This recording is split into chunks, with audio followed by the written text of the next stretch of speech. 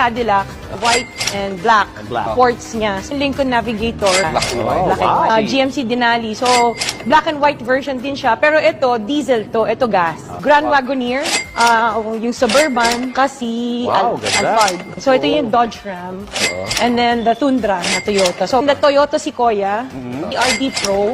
Tapos ito yung capstone, yung high-end niya. Yung X5, tsaka yung F-Pace na Jaguar. Altera, Mercedes-Benz, GLS. The S-Class, the Volvo XC90, the Autobiography Range Rover. 2020, the Evoque.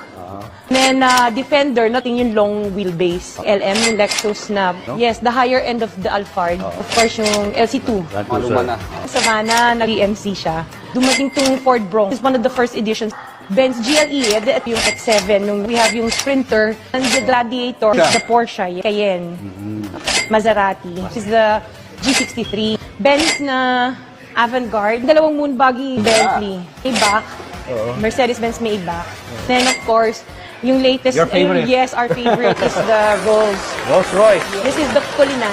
Kukunin ko lahat yung may pag-aari mo para itapat doon sa ginawa ninyong pandil nilang sa